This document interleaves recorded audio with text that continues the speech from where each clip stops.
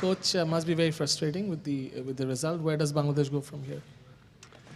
Yeah, very frustrating. We really felt targeted this sort of game as 2 points, and I know that Sri Lanka would have fought very hard and no push-overs at all, but we do see it as 1 point lost, and that's disappointing. But realistically, what can we do about it? Absolutely nothing. And now all we can do is win our games coming up one at a time, and just think of that, which is the next game's West Indies, and try and win that, and then win the next one after that. That's all we can do. It's out of our control the way the weather is.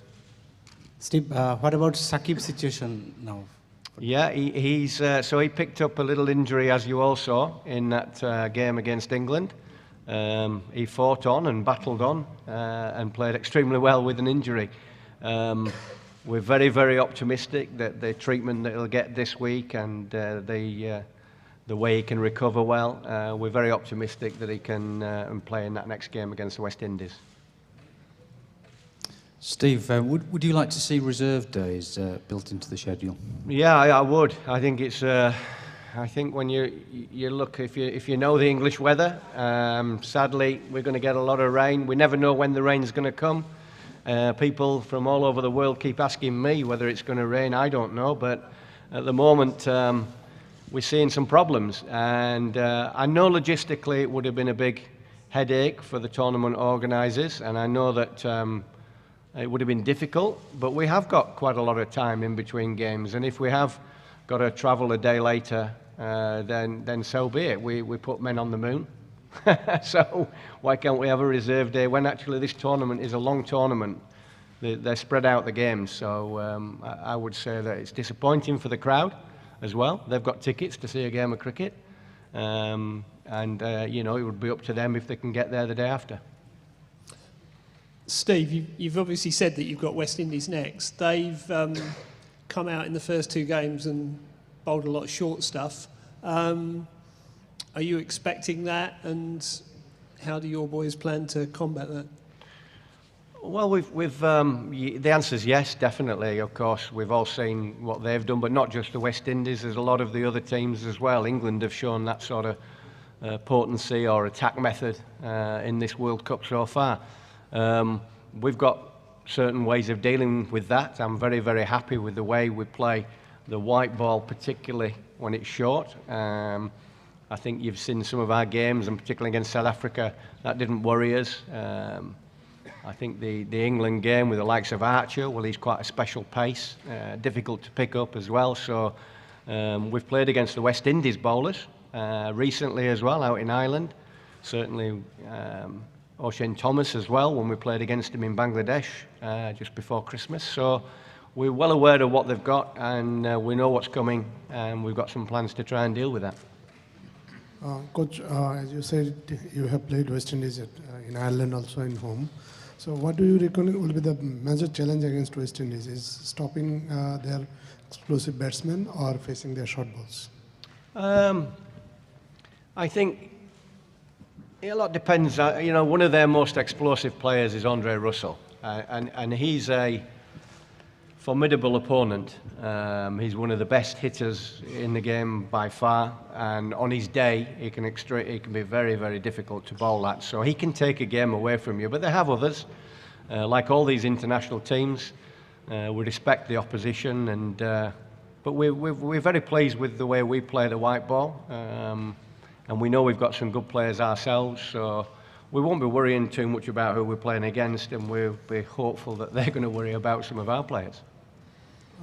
Steve, you got most of the teams they're using wrist spinners to the middle overs, but you've got two finger spinners that you're depending heavily on. So what would you like attribute that to? You know, the fact that they're world class. Yeah. So if we had a very good wrist spinner, in Bangladesh, I'm pretty sure he would be here.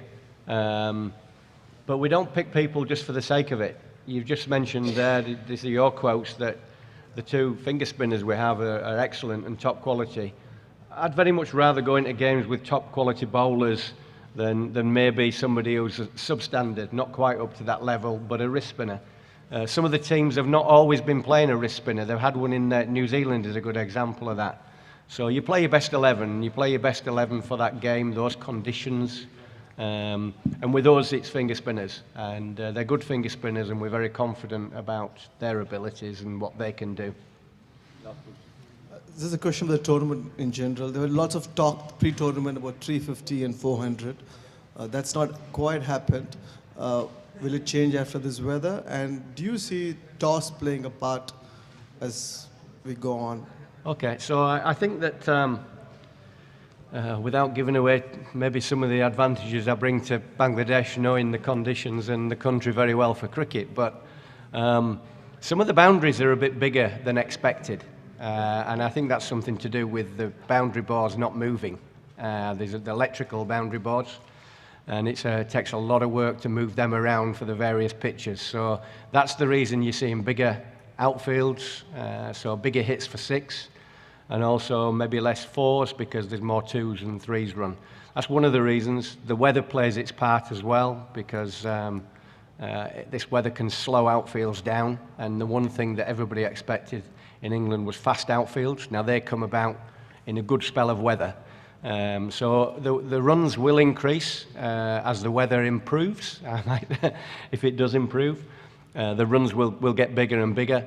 As far as the toss, I don't think it'll have a great deal of effect. We're getting a little bit later in the summer now, and the white ball, the white kookaburra, does not nip around as much as the red ones do in England. So whilst you may have a bit of movement if it's been, for example, under covers all the day before, sweating up, but not a lot. And it's more to do with outfields and size of grounds why they've been a little bit less runs scored. But I've actually enjoyed that, because I think it makes for a wonderful game of cricket. It brings the bowlers and the fielding side back into the game more. And actually, if you love your cricket, there's a bit of a game of chess going on out there rather than just biff-biff, which I particularly enjoy as a lover of the game.